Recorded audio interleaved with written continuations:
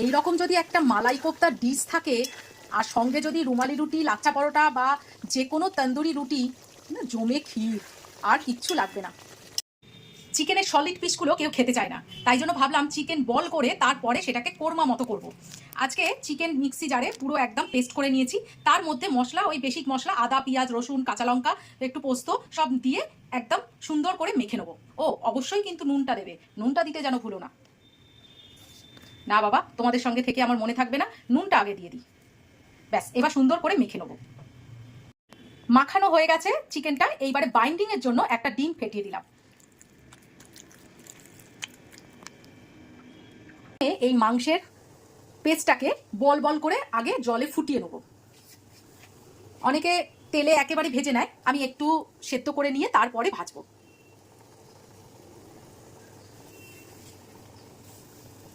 এই জিনিসটা করলে না অন্তত সবাই খাবে, কিন্তু ওই সলিড মাংস দেখবে সারাক্ষণ এ টানে তো ও টানে, না খাবো না, না খাবো না, এরকম করতে থাকে। কিন্তু এই রকম যদি একটা ডিশ একটু কষ্ট করে বানিয়ে দেওয়া যায়, দেখবে পাতে একটা বলও থাকবে না, সব বল পেটের মধ্যে ফুটবল খেলতে চলে যাবে। ব্যাস, এইবারে এগুলো ফুটে যাক, বেশি ফোটাবো না, অল্প ফোটাবো। চিকেন বলগুলো আমার ভালো মতো সেদ্ধ হয়ে গেছে। এইখানে তোমাদের একটা টিপস দিয়ে দিই, কখনো ওই বাইরে যেরকম করে এই চিকেন পেস্টের মধ্যে অ্যারারুট বা ময়দা বা বেসন কিছু মিশিয়ে তারপরে গোল পাকিয়ে সেটাকে সেদ্ধ করে কোপ্তা আকারে, সেটা করবে না। বাড়ির মধ্যে তুমি জাস্ট একটা ডিম ফেটিয়ে পেস্টের মধ্যে এই যে দেখো আমি করেছি, একদম ভাঙেও নি, কিচ্ছু নয়। দেখো এই দেখো চামচ দিচ্ছি, পুরো সুন্দর গেঁথে যাচ্ছে, অথচ ভাঙছে না। এইরকম না ভেতরটা সফট থাকবে, না হলে না একটা ইট টাইপের হয়ে যাবে, ইটের ডেলা যাকে বলে, ওটা খেতে মোটে ভালো লাগবে না। ও বাইরে ঠিক আছে। আর এই চিকেন স্টকটাকে একদম ফেলবে না, এই চিকেন স্টকটা আমার রান্নার কাজে লাগবে। এইবারে আমার বলগুলো সেদ্ধ হয়ে গেছে, জাস্ট ফ্রাই করে নেবো। কড়াইয়ে রিফাইন অয়েল দিয়ে দিয়েছি, এইবারে চিকেন বলগুলো ভেজে নেবো।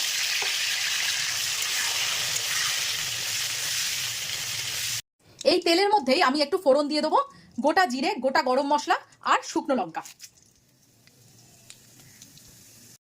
ফোড়ন থেকে একটা সুন্দর গন্ধ বেরিয়েছে, এইবারে পেঁয়াজ বাটাটা দিয়ে দেবো। পেঁয়াজ বাটাটা দিয়ে খুব ভালো করে কষিয়ে নেবো পেঁয়াজটাকে আগে। পেঁয়াজ ভাজা আমার হয়ে গেছে, পেঁয়াজের কালারটা চেঞ্জ হয়ে গেছে, তেলও বেরিয়ে এসছে। যেটা হচ্ছে বেসিক মশলা আদা, রসুন, জিরে আর ধনে আর কাঁচা লঙ্কা। যেহেতু একটু সাদা সাদা হবে তাই জন্য এখানে আমি কোনো গুঁড়ো লঙ্কা বা লাল লঙ্কার ব্যবহার করব না। এই মশলাটাকে এবার ভালো করে কষিয়ে নেবো। সম্পূর্ণটা কিন্তু আমি লো ফ্লেমে করছি, একটু ধৈর্য ধরে রান্না করতে হয়, সেটা আমি অনেকবারই বলেছি।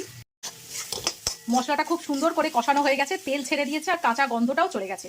এইবারে আমি একটু দই আর কাজু পেস্ট দিয়ে দেবো। ও এর সঙ্গে চারমগজও আছে একটু। এবার এটাও একটু ভালো করে কষিয়ে নেবো। দই দিয়েও আমার ভালো মতো কষানো হয়ে গেছে। এইবারে লাস্টে দিয়ে দেবো আমি পোস্ত বাটা।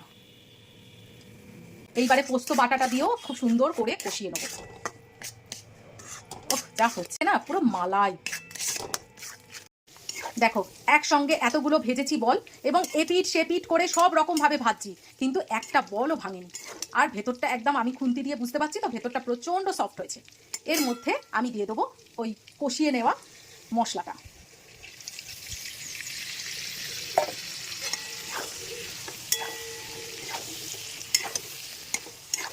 মশলাটা যদি কষানো থাকে না, তাহলে এই রান্নাটা করতে বেশিক্ষণ সময় লাগে না। মালাই কোফতা তো কোফতাই।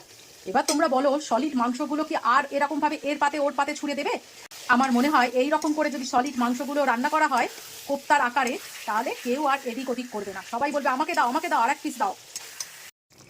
চিনিটা তো আমি সব সময় দিতে ভুলে যাই, তাই জন্য চিনিটা মাস্ট দিতেই হবে, নাহলে দইয়ের সঙ্গে ব্যালেন্স হবে না। কি সুন্দর দেখতে হয়েছে। এইবারে দিয়ে দেবো বাটার। বেশ অনেকটা বাটার দিচ্ছি, কিন্তু বাটারটা না দিলে না ভালো লাগবে না, যাতে যেটা মানায়। আর লাস্টে দিয়ে দেবো ফ্রেশ ক্রিম।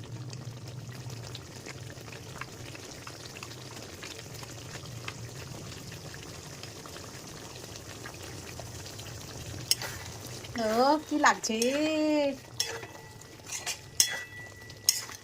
কেমন লাগলো তোমাদের এত চটজলদি একটা রান্না? আজকে এই পর্যন্ত, কালকে আবার নতুন একটা রেসিপি নিয়ে তোমাদের সামনে হাজির হব। আজকের মতো বিদায় নিলাম, টাটা।